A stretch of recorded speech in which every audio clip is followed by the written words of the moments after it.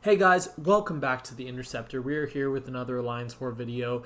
This is going to be Alliance War Season 61, War number 11, and there are going to be two very major things that happen in this war, both in AOH and in the Bolt Wars, so make sure you stay tuned until the end of the video to find out what those things are. Or, if there's some fights you want to skip and just go to the end of the video, no one's going to blame you. Nothing wrong with that. We have this Joe Fixit. This is the same Joe Fixit that I took on my alt last war. Yeah, War 10. With a rank 4 Chee'Ilth. So the difference is that here, I don't need to take off my attack masteries because my Chi is only rank 3. Which is nice. So I'm not using attack boost, but I'm also... I didn't have to change my mastery setup, which was cool. So we actually have a 9-fight war today on my main account. We are going to be using Chi and Hood, and they're going to collaborate for a total of 9 fights, including a boss that I've never seen before because, in my opinion, it's a pretty terrible boss, and I don't understand why they would place it, but you know what? It's Hood food, so I'm going to take it. Alright, so that fight was really easy on Rage. We're going to throw on the rest of our boost right here. Yeah. So I think we go for, because I have such a big war, I wanted to go for the bigger boost, so we're going to use one of my 20s and one of my 20% attacks, which I had 8, so that's not really that big of a deal. We've got Attuma on this next node here. This is the stun immune node, and Attuma is going to be a little bit annoying at the start of the fight, and he doesn't want to throw a heavy. But we have the combat regen boost on, and the whole point of that in this fight is just so that I don't have to take quite as much thorns damage as I normally do against Attuma, so I am going to walk out of this fight with almost full health. But now we want to throw a couple L2s. Now that I have the Fate Seal on, which is supposed to be lowering his ability accuracy because he's Attuma, that gets reversed, so it's actually increasing his ability accuracy. So theoretically, I would get more thorns on myself if I were to hit him. However, I'm just not going to hit him because there's no reason to. We're going to heavy here, and we did take thorns on the last hit of the heavy, but then he does go down. So walking out with 97% against Attuma with a pretty, not optimal, but not bad option for him is pretty good. Okay, we are going to be going over here to path 7. Oh yeah, I was clearing alongside a guy and he hadn't joined yet. I'm pretty sure he's going to join while I'm in the middle of my next fight right here, like while I'm in the Dark Phoenix fight. So yeah, Dark Phoenix here on Thorns. You are going to take some damage. That's pretty much unavoidable with Hood in this matchup. However, there's not really a better option. I am going to fail the Thorns once I have my Fate Seal up, and then also I have to watch out for the unblockable. There's going to be one time in this fight where I do parry intentionally, but that is because she does not have a bar of power, and I just needed a free opening to get my invisibility. So I have the PS1 boost on so we can get to L2 faster. We are going to parry there intentionally, and here I was paying attention to make sure she didn't dash in on me. We actually do take quite a lot of thorns at the beginning of the fight. We got pretty unlucky with how much it was triggering. But now that we're in our L2 cycle, most of our hits are from the L2 anyways. So there we do take it on back-to-back hits. But now that he is at 40 or she is at 40%, we can just heavy. Even if that doesn't kill, triggers immortality. I have a fresh miss up. I have a fresh phase that would allow me to bait the L2 even while it's unblockable and not eat the hits, because I'm like 90% consistent on dexing the L2 in the route anyways, but the miss just makes that 100%. So if I happen to miss one hit, I'll still get the dex. Okay, Wong here, this is a nothing placement. It's an attempted path split, but honestly, anyone who's taking Dark Phoenix can just fight Wong anyways, so it doesn't really work. And we're going to start off with a couple parry heavies. There is one fight in particular this war that I really want to end with max bullets. It's not this one, but it can't hurt to stay topped up even at this point. we're going to just throw some L2s. I think I'm going to go for my heavy right here so we can bait out his L2. Yep. And then we're just going to use our phase to block it because there's no reason to go for the Dex. I think here we're going to go for another heavy. Yeah, and now he's at 4%. Technically speaking, there was no actual reason for me to do what I'm about to do, which is bait out his SP1. I could have just killed him because the next fight, it doesn't do anything. The cross fight with the power gain, like it literally does not impact the fight at all. But I guess I just wanted to be like extra safe. I mean, I finished the fight at 100%, so it doesn't really matter. Next up here, we have a... If it will load. I kept missing the view button for the teleporter. We have Maestro on 38. This is the fight that the crossfight would have applied to, so you can clearly see that it wouldn't have impacted this fight. I did have my PS1 still active, even for a third fight, because of how quick the last two were.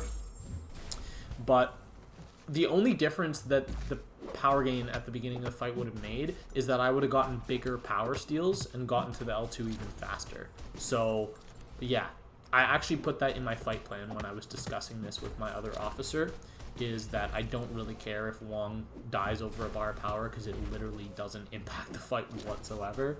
So, yeah, we went for one burst. We're going to get the heavy off here. And then I notice I have 9 bullets left.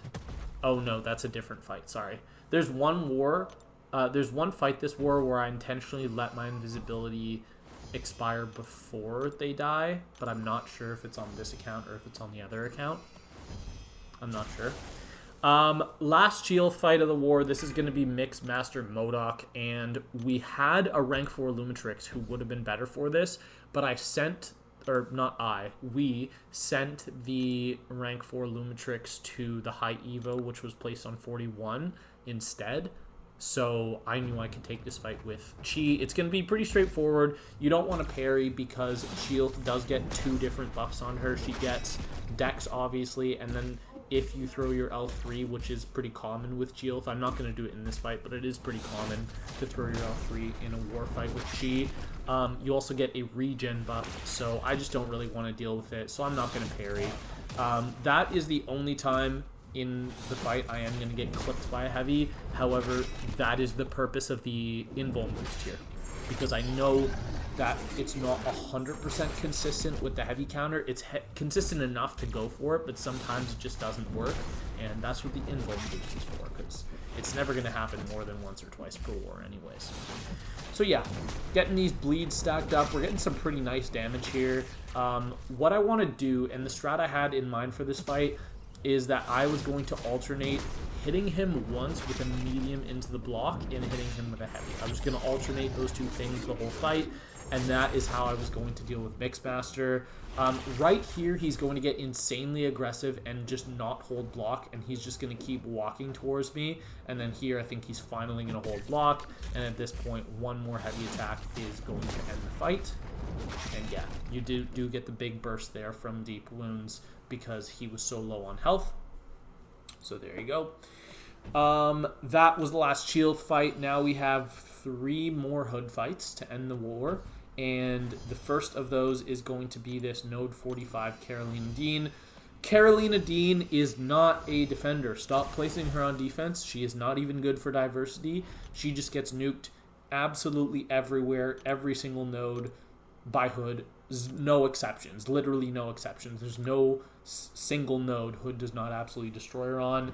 And we're actually going to take advantage of the conflictor here and parry on purpose at the start of the fight, because we want to get to our first L2 as fast as possible. And if she has a bar of power instead of like a half a bar of power, then we're just going to get bigger power steals. So we're actually going to take less hazard shift damage overall in the fight because I decided to start out the fight like that. So I was really happy with that decision. And yeah, we're going to get some pretty good power steals here. And I think this is the last L2, and then we're able to kill. So hard block, heavy, boom. 30-second nuke, absolutely perfect. Ending a hazard shift fight with 94% health with Hood. That's pretty good. I'm pretty happy with that. Okay, last fight before the boss is going to be this Thanos. We did the guy that I was moving with, he did take that Node 48 Captain Britain with his future Ant-Man, which he did solo, so good job. To Amagus, I think is how you say his name.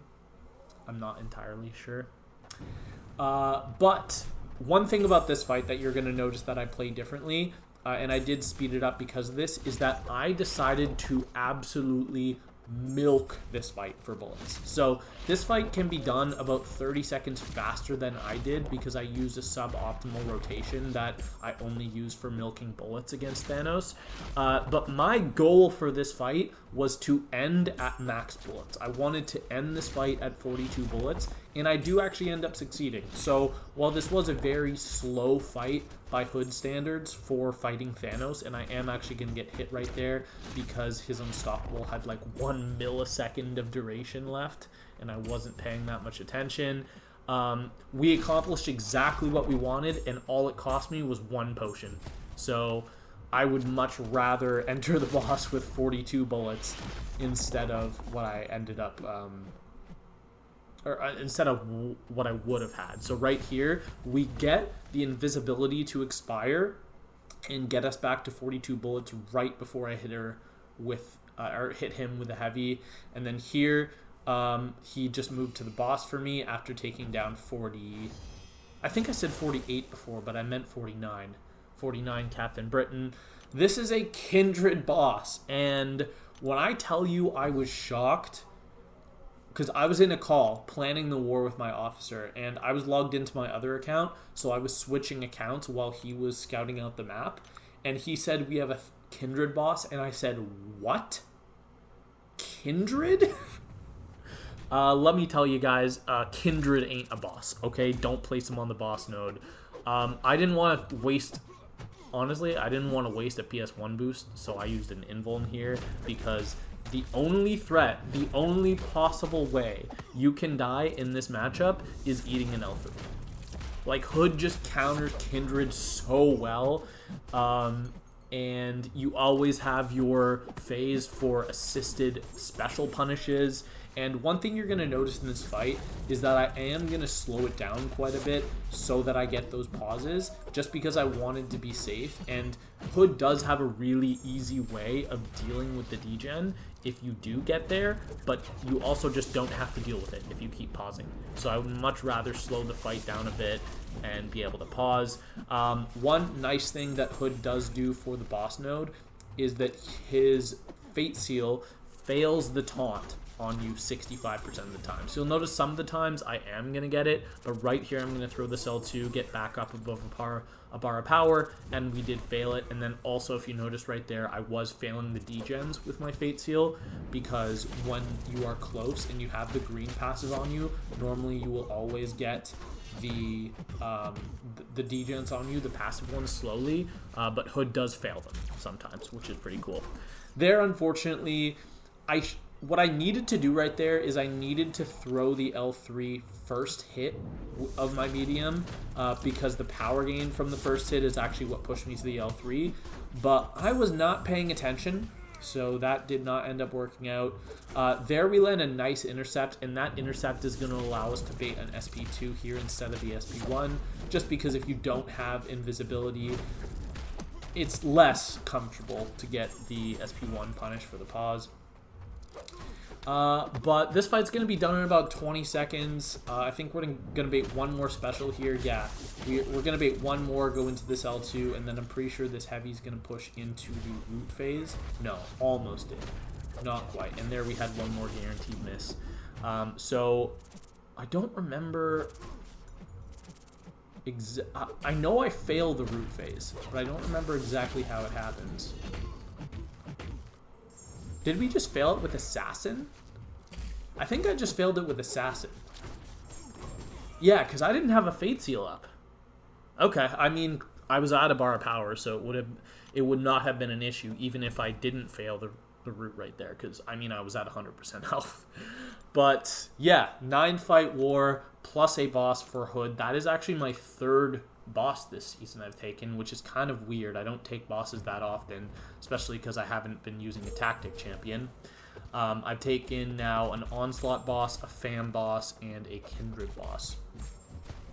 So this first fight right here on my alt, I'm going to play this pretty badly because I've actually done this fight, this exact fight, rank 4 Hood versus rank 3 Peni on this node, like 4 or 5 times.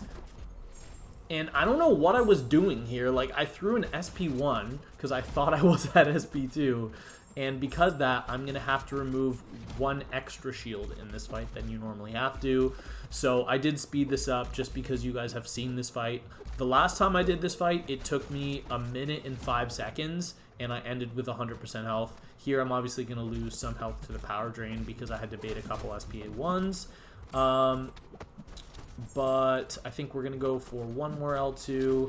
Yeah, right here. And then we are going to be ready to detonate because 18 times 2.5 for the rage is more than the amount of health she had left. So it does kill.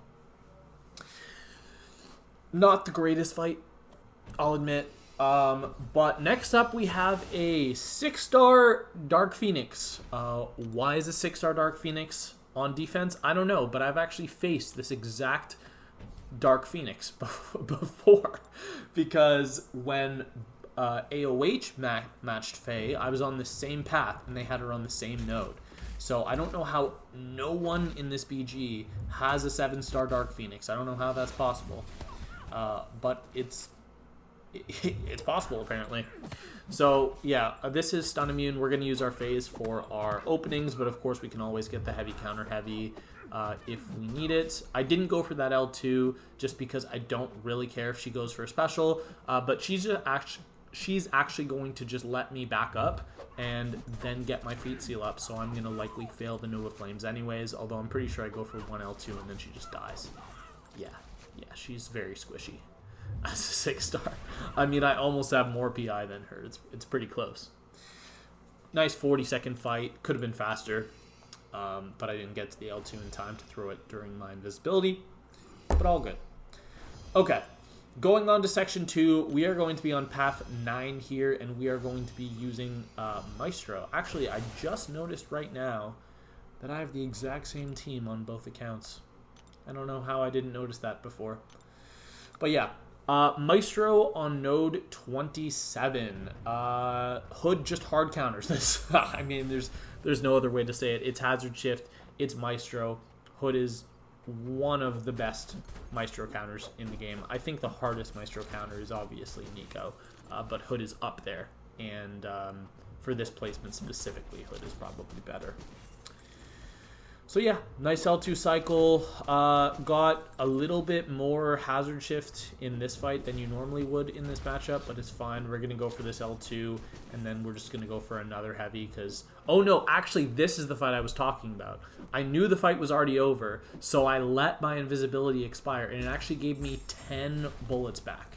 Because I was patient and I waited an extra 5 seconds, I got 10 bullets back, which is more bullets than I would get from heavying 3 times. So that was very, very worth it. Lost 5 seconds of fight time, but overall probably saved fight time because of how many bullets I got. So that was really, really clutch. The fact that I noticed I had so many. Okay, Modok on node 36. Going to be pretty straightforward with Chi. You're obviously going to take care of Hazard Shift with your cleanses. Some of them are going to sneak through, and there I did do that intentionally for the first parry, for the first heavy of the fight. I did do it with a parry, and that's just because there's no bleeds ticking, so there's no damage I'm going to get reflected other than the damage from the first hit of my heavy, which I figured was worth it. I thought that was a good trade to have less block damage, because I think I would have taken more block damage baiting the heavy on average than I just took from the single damage reflection. That was like 2,000 damage I got with that. So yeah, we do go for the L2 to get our Tranquilize up. That's just going to help with the Rage, and it's also going to help with the Hazard Shift. Just going to make it trigger less. And yeah, we are absolutely melting. This is a rank 4 Chi, obviously, unlike the rank 3 Chi on my main. And I think I'm going to eat one more L1 right before this fight is over, if I recall correctly. Maybe that was the second one I ate. Yeah, I think I ate one earlier in the fight and I didn't notice. Yeah, 2 hits taken. That makes sense. But, I mean, I still ended it over 80%, so no complaints here. I have 3 minis this boss. 3 mini bosses this war. Wow, 3 minis this boss. 3 mini bosses, all with Hood. All of them really straightforward, all normal Hood matchups. The last one's going to get not scary, but I'm going to lose more health than I usually do in that matchup. And that was just due to some bad Hazard Shift RNG. But this first one, Deathless Thanos on node 39, really easy Hood fights. Only better option for this fight would be a Nico. Mojo does this fight fine too, but I prefer the way that Hood does it because you can just match the buffs with your decks and then steal the power gain for yourself with your invisibility. So all you have to do is really just wait out the first 20 seconds of the fight, and then it's a normal Hood matchup. And actually, because we are dexing these hits, the dexes counts as miss, so we actually get bullets back for that. So I could have been doing that during the first invisibility, but I didn't. Here we went for 2 heavies. Now he's going to briefly get the power gain, but now that we throw the L2 for the first time, he's never going to get it again. I'm going to get pushed to L3, and I think I'm just going to throw this. Yeah, because I want to just get back to my L2 as fast as I can.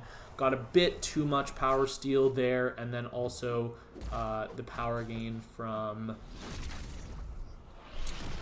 Rich Get Richer. And then there I made sure I did a combo so I get at least 1 crit to stagger before I let him throw a special 1. So I think we're going to throw an L2 right here. Nope, okay, but we had a stagger up, so it's fine. Going to throw this L2. He's going to go unstoppable, but I really only cared about getting the Fate Seal up. So I think we're going to heavy. Nice. Made another SP1, but he's Fate Sealed, so I don't care. And yeah, this fight's just going really well. I don't want a heavy here. That would be a huge waste of damage, but I did actually get a nice crit on that medium, so that put him into the next protection phase. So we're going to wait until this unstoppable charge goes away, heavy, and then he is going to drop from the relic. So pretty safe, really safe option for that fight. Actually, not pretty safe, really, really safe. And yeah, pretty easy. Okay, next one here, we are going to be taking Node 40 Kindred. This is Mixmaster Kindred. I've already done this fight about 4 or 5 times this season, so it's nothing different from what you guys have seen before. We have the PS1 boost on for this fight and for Hazard Shift, and I mean I'd need it for Hazard Shift anyways, so I might as well turn it on here as the Hazard Shift fight is my last one. But we're just going to be doing our light medium combos. And that takes care of Mixmaster, and then we get a nice power steal there that is going to allow us to get to our L2 in time. I much prefer this placement for Kindred over the one that we saw on my other account, because I just feel like this one actually might kill sometimes, and boss Kindred, it's just never going to kill. So unfortunately there, we did have a bunch of hexes expire while without me detonating them, which is a little bit annoying because I lost out on quite a bit of damage, but whatever. And we also take a little bit of degen in this fight, but we get rooted also. We don't fail it. So there he just throws an L2 into my hard block, and then as soon as we get the L2 back, he does drop. So that's nice. And one thing to note is we actually finished this fight with quite a lot of bullets too. I think we're over 35. So we are never going to have to worry about bullets in the Hazard Shift fight, which is a fight where you will never have the opportunity to farm bullets, because most of the time your opportunity for heavies is right at the start, and that's when you don't have Fate Seal up, so you don't want to hit too much. But yeah. Oh yeah, we have 38. That's pretty good. So I'm going to chuck 1 potion in. I know that this fight's not going to kill me if I go in at 90% unless I get hit. But I did heal up to full. And we're going to start out this fight same way I always do. Heavy countering a heavy. Go invisible. Hit him with medium combos. Get to the L2 and start cycling. We do start out the fight a little bit unlucky and get 3 poisons. I think 2 of those were actually after we got the Fate Seal, so pretty unlucky, but maybe it was 1 before and 2, or 2 before, 1 after, I don't recall. There we get 4 mediums in a row fail the Power Steal, so unfortunately, that means I don't get back to my L2, so we're going to use that opportunity to detonate right here, and then as soon as my miss is back, we can start cycling again, but that was just so unlucky. The Power Steal on your mediums is 45%, and then on your special attacks, it's more because it's increased by the Scarlet Witch Relic. So technically, it was a 45% chance failing 4 times in a row. But as you can see, didn't do anything to mess up the fight. If anything, I'd say it at maximum cost me about 10% of my health in extra hazard shift damage before I got back to my Fate Seal, but that's worst case scenario. It was probably less than that.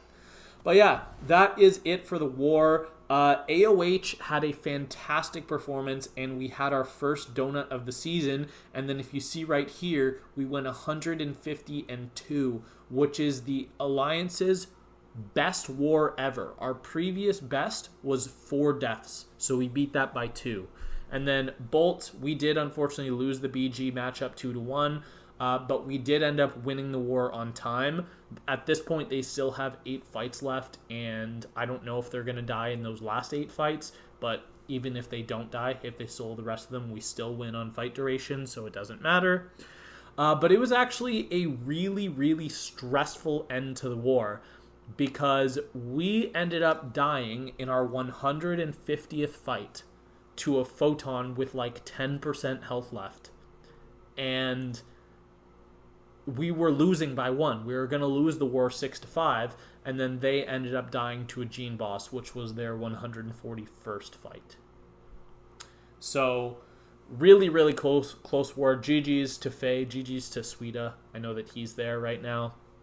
And then I also have some other friends there. But, yeah, the main thing for this war, the main thing I want to highlight is AOH's performance, because it was absolutely incredible that we managed a 2-death war. Like I said before, it is the best war we have ever had in the history of the Alliance.